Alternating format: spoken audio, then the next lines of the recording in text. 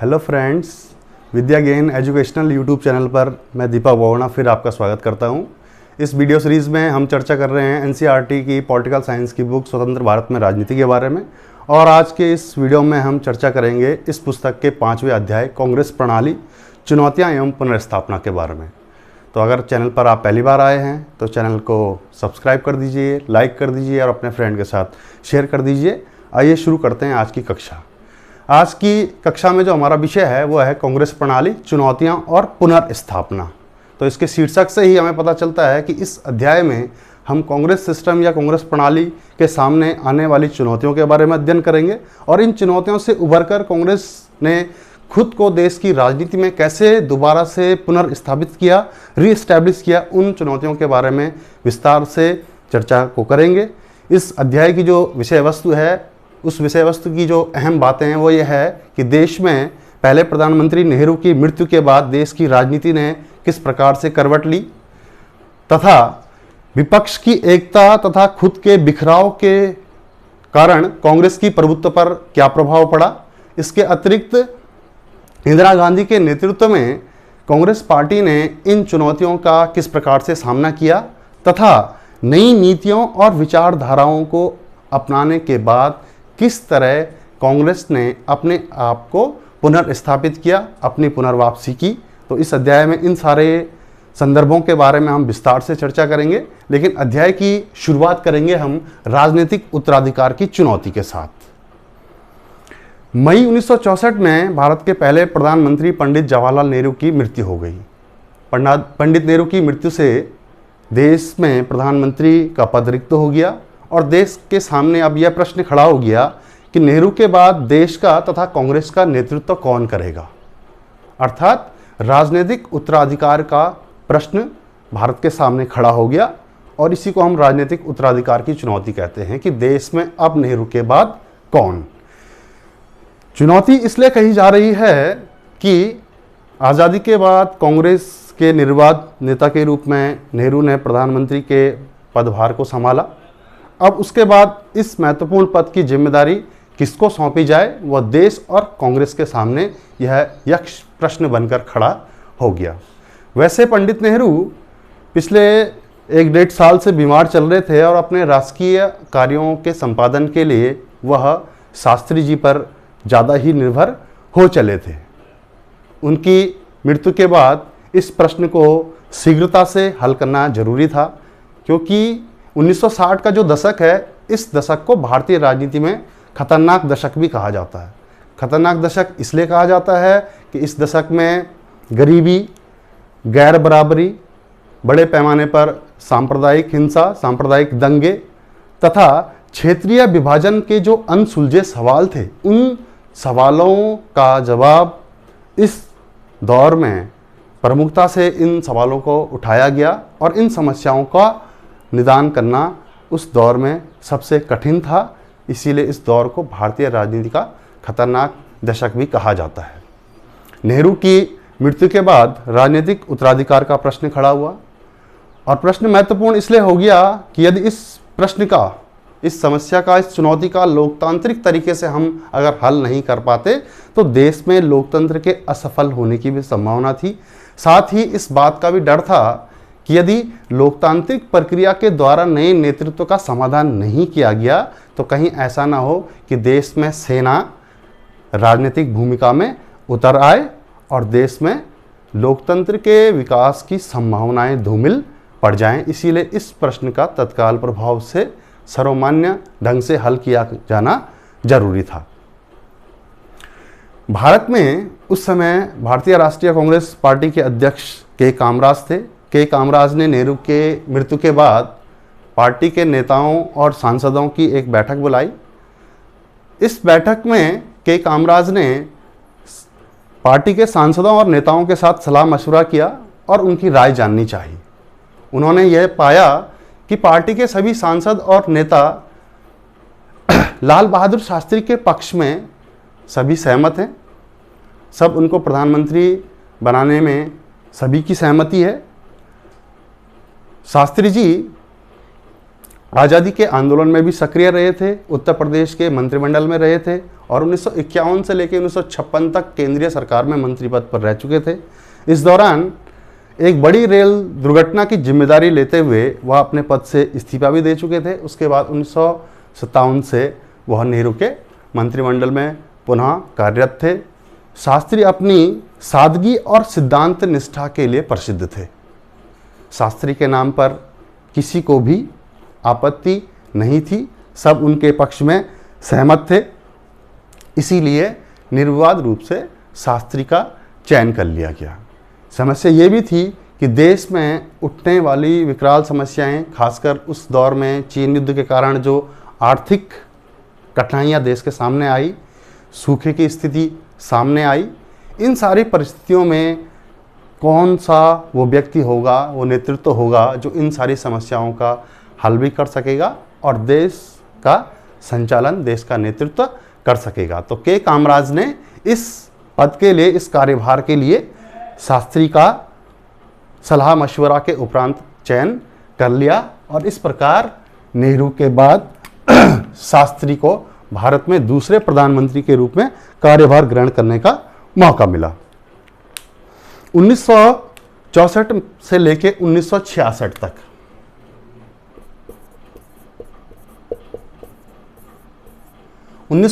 से लेकर 1966 तक शास्त्री जी भारत के प्रधानमंत्री रहे।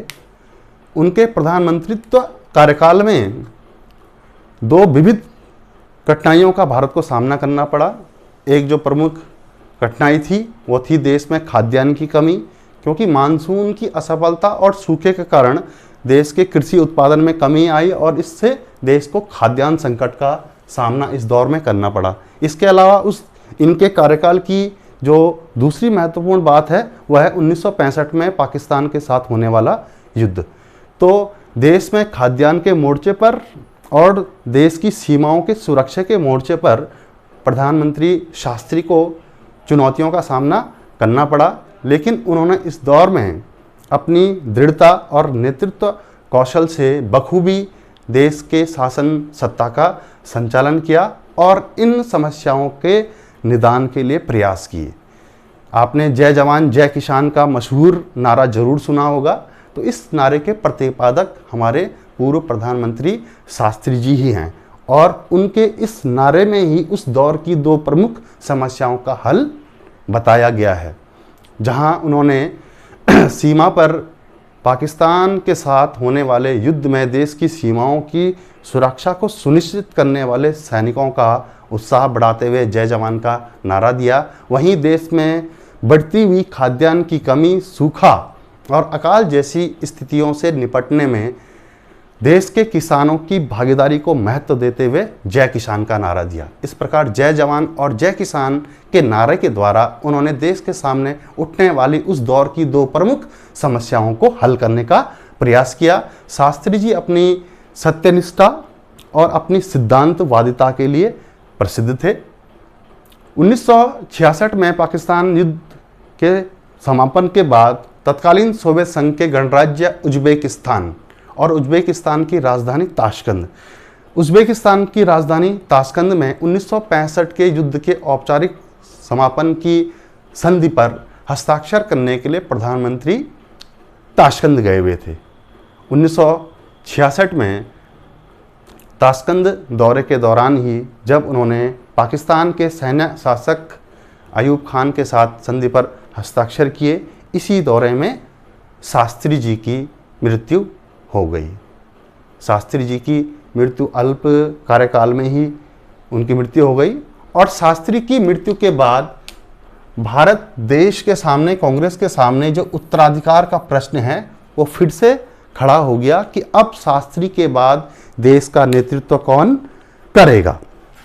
तो शास्त्री के बाद देश के नेतृत्व करने का जो प्रश्न था, इस प्रश्न को उतनी आसानी से हल नहीं किया जा सका जितनी आसानी से नेहरू के बाद शास्त्री को प्रधानमंत्री जो बनाने का प्रश्न था उसका हल किया गया। शास्त्री के बाद देश का प्रधानमंत्री किसे बनाया जाए, इस बात को लेकर कांग्रेस पार्टी में वह सहमति नहीं थी जो शास्त्री के लिए थी। इस बार प्रधानमंत्री पद के लिए दो दावेदार सामने आए। एक दावेदार थे मोरारजी देसाई। मोरारजी देसाई बड़े लंबे समय से केंद्रीय मंत्रिमंडल में मंत्री पद पर सुशोभित थे। इसके अलावा वह पूर्व में बम्बई प्रांत, जो कि आधुनिक महाराष्ट्र और गुजरात जिसमें शामिल है, इस बम्बई प्रांत के भी पूर्व मुख्यमंत्री रह चुके थे और केंद्रीय मंत्रिमंडल में लंबे समय से मंत्री पद पर कार्य करने का उनको अनुभव प्राप्त था। दूसरे जो प्रत्याशी प्रधानमंत्री के थे वो थी पंडित जवाहरलाल नेहरू की बेटी इंदिरा गांधी।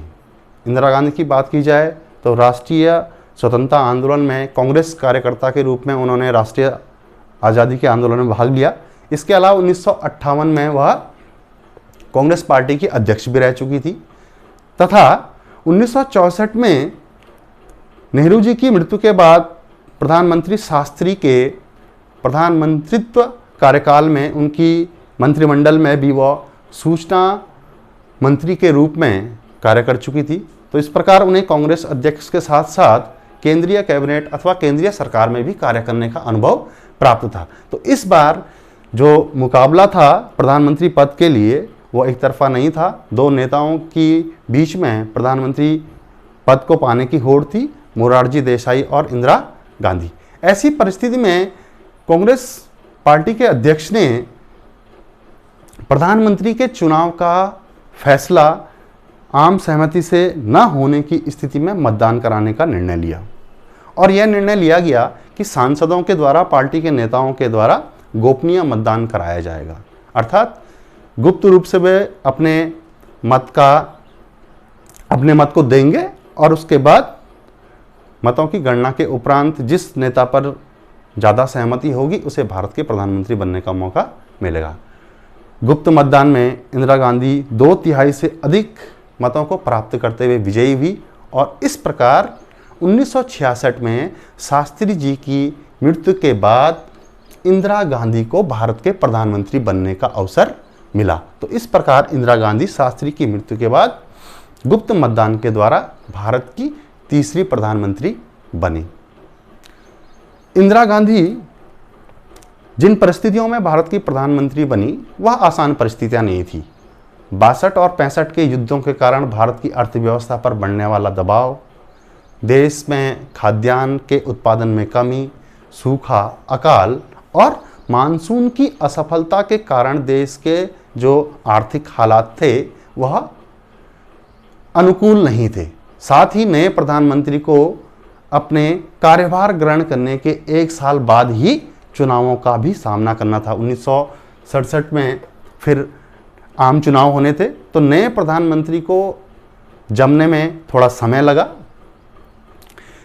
कांग्रेस के वरिष्ठ नेताओं ने यह सोचकर इंदिरा गांधी को अपना समर्थन दिया होगा कि राजनीतिक अनुभवहीनता और प्रशासनिक शासन और प्रशासन के कार्यों में उनके अनुभव की कमी को देखते हुए उन्हें यह लगता था कि इंदिरा गांधी अपने शासन प्रशासन के लिए, राजनीतिक कार्यों के संपादन के लिए वरिष्ठ नेताओं से सलाह और मशवरे पर निर्भर रहेंगी। उन्हें यह लगता था कि उनकी सलाह और मशवरे के अनुसार ही नई प्रधानमंत्री अपना शासन संभालेंगी। बहरहाल इन परिस्थितियों में नए प्रधानमंत्री को जमने में थोड़ा वक्त लगा। उन्होंने अपने नेतृत्व कौशल से देश और कांग्रेस के सामने आने वाली इन चुनौतियों का सामना करने का भरपूर प्रयास किया तथा अपने नेतृत्व कौशल को दिखाने का प्रयास किया। 1967 में यानी कि प्रधानमंत्री के पदभार ग्रहण करने से 1 वर्ष बाद ही देश में आम चुनावों का आयोजन होना था और देश की बिगड़ती हुई आर्थिक स्थिति ने इंदिरा की मुश्किलों को और बढ़ा दिया। कैसे इंदिरा की मुश्किलें बढ़ी और चौथे आम चुनाव में क्या ऐसा हुआ, क्या उसकी पृष्ठभूमि थी जिन्होंने सरकार के सामने, कांग्रेस के प्रभुत्व के सामने चुनौतियां पेश की। तो 1967 का चुनाव भारतीय राजनीति का एक अहम पड़ाव है, जिस पड़ाव ने भारतीय राजनीति में कांग्रेस के प्रभुत्व की प्रकृति में अंतर ला दिया। उसको कांग्रेस के प्रभुत्व की प्रवृत्ति को थोड़ा कम कर दिया। कांग्रेस का प्रभुत्व इस चुनाव के बाद 1967 के आम चुनाव के बाद भारत की राष्ट्रीय राजनीति में कांग्रेस के प्रभुत्व का जो ग्राफ है वो धीरे धीरे नीचे आना शुरू हुआ। तो अब हम चर्चा करेंगे 1967 के चुनावों के बारे में, और इस चर्चा को हम शुरू करेंगे चुनावों के संदर्भ से लेकर। चुनावों के संदर्भ से जो हमारा आशय है वह है कि इसकी पृष्ठभूमि, जब चुनाव हुआ तो उसकी पृष्ठभूमि क्या थी, देश के उस समय हालात क्या थे, देश का आर्थिक माहौल क्या था, राजनीतिक माहौल क्या था। आइए चर्चा को शुरू करते हैं। हम देखते हैं कि 1964 में नेहरू जी की मृत्यु हुई, 1966 में शास्त्री जी की भी मृत्यु हुई। तो दो प्रधानमंत्रियों की जल्दी जल्दी मृत्यु होना, उनका देहावसान होना तथा नए प्रधानमंत्री को कार्यभार संभाले हुए अभी 1 साल का भी वक्त नहीं हुआ था कि देश को चुनावों का सामना करना पड़ गया।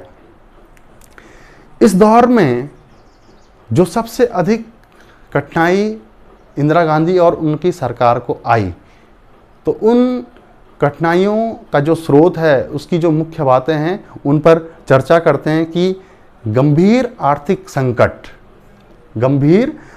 संकट, सूखा, मानसून की असफलता, खाद्यान्न की कमी, विदेशी मुद्रा भंडार में हो रही निरंतर कमी, देश में उत्पादन तथा निर्यात में गिरावट तथा जो देश के महत्वपूर्ण संसाधन हैं, इन संसाधनों का सैन्य मदों में प्रयोग करने से आर्थिक स्थितियां और से भी ज़्यादा विकट होती चली गई।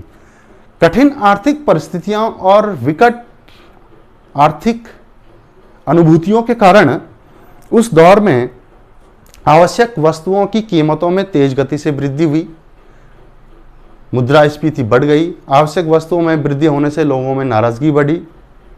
देश में निर्यात और उत्पादन के कम होने से बेरोजगारी बढ़ी।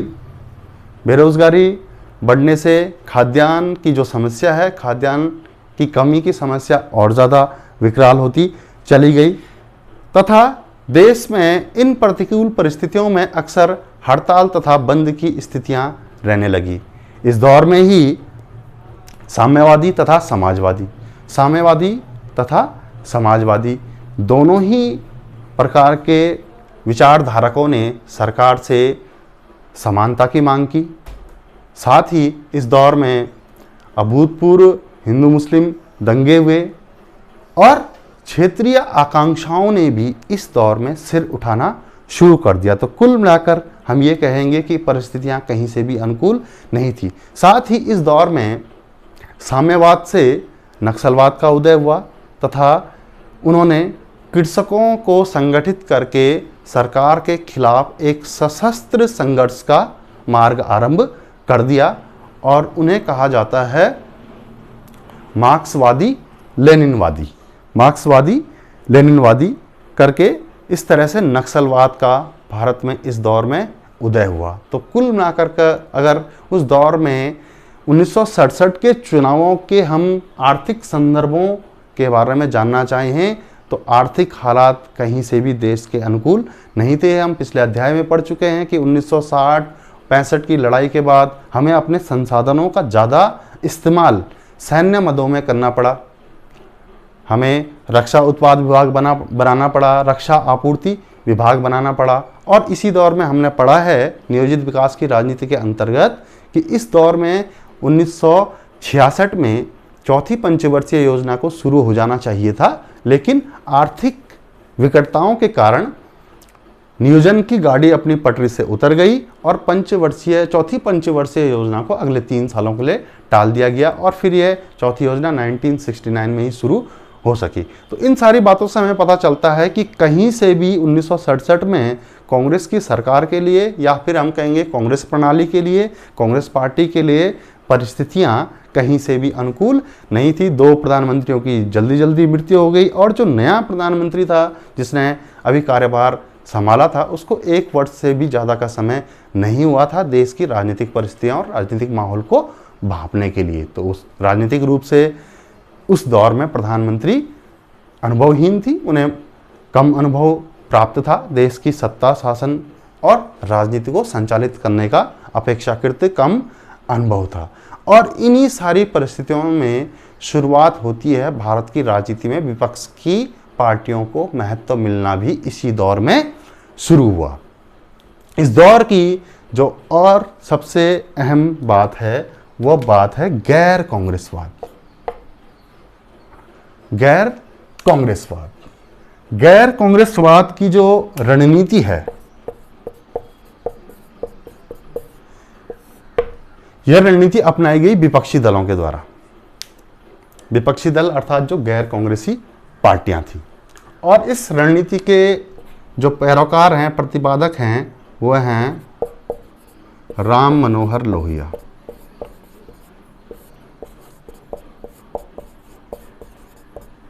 सोशलिस्ट लीडर थे। प्रजा सोशलिस्ट पार्टी, संयुक्त सोशलिस्ट पार्टी के नेता थे। और इनको भारतीय राजनीति के उस दौर में ऐसे नेता के रूप में जाना जाता है जिन्होंने पंडित नेहरू को भी जो चुनौती देने में सक्षम थे। राम मनोहर लोहिया के नेतृत्व में विपक्षी पार्टियों को ये लगता था कि इंदिरा गांधी की अनुभवहीनता तथा कांग्रेस पार्टी के अंदर चल रही अंदरूनी उठापटक के इस दौर में विपक्षी पार्टियों को लगता था कि कांग्रेस को सत्ता से बाहर करने का यही सबसे उचित अवसर है। और इस उचित अवसर को स्थापित करना और उसको एक दिशा दिखाने का काम किया राम मनोहर लोहिया ने।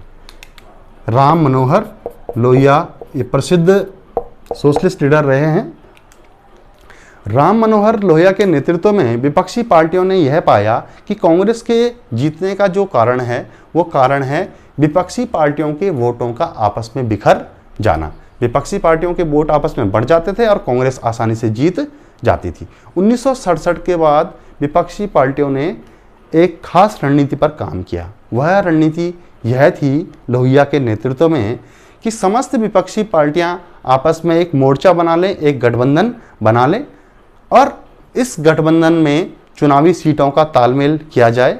अर्थात चुनावी सीटों का तालमेल करते हुए समस्त गैर कांग्रेसी पार्टियां मिलकर एक संयुक्त विपक्ष के रूप में कांग्रेस का चुनावी मुकाबला करें।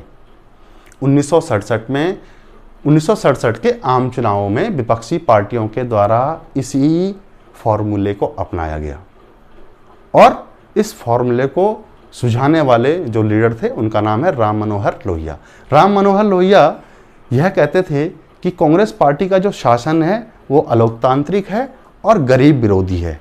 उनका ये कहना था कि इस शासन को अर्थात कांग्रेस पार्टी के अलोकतांत्रिक और गरीब विरोधी शासन को हटाने के लिए और देश में सच्चे लोकतंत्र की स्थापना करने के लिए विपक्षी पार्टियों को एक मंच पर आना बेहद जरूरी है। और 1967 के चुनावों में गैर कांग्रेसी पार्टियों के द्वारा एक संयुक्त मोर्चा बनाकर कांग्रेस पार्टी का मुकाबला करने का निर्णय लिया गया और इस रणनीति को अमली जामा पहनाने वाले जो रणनीतिकार थे वो सोशलिस्ट लीडर थे।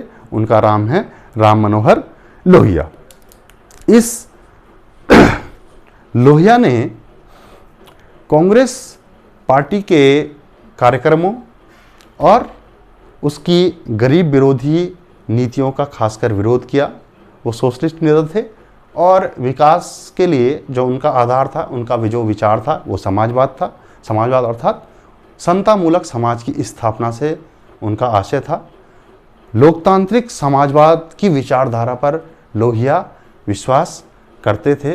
तो हम ये कहेंगे कि भारत में कांग्रेस प्रणाली के जो प्रभुत्व में कमी आनी शुरू हुई वो 1967 के चुनावों से ही शुरू हुई, क्योंकि इस दौर में विपक्षी पार्टियों ने गैर कांग्रेसवाद नाम की एक खास रणनीति पर कार्य किया और मिलकर मोर्चा बनाकर गठबंधन बनाकर 1967 के चुनावों में इन विपक्षी पार्टियों ने भाग लिया।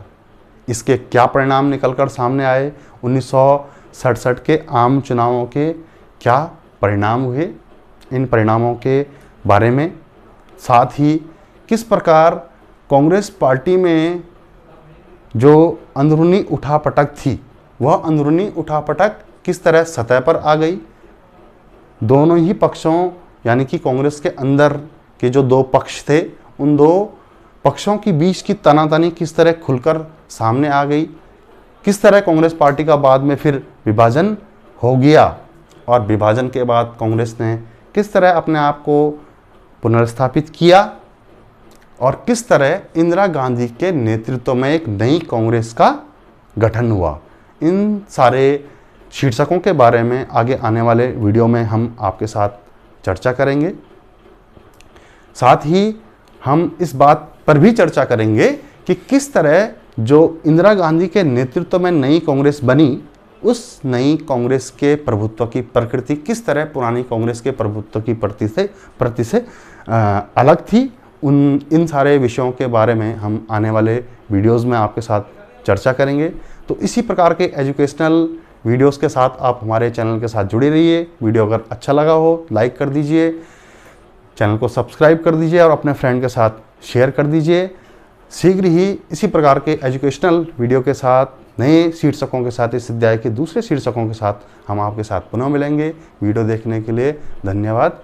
नमस्कार।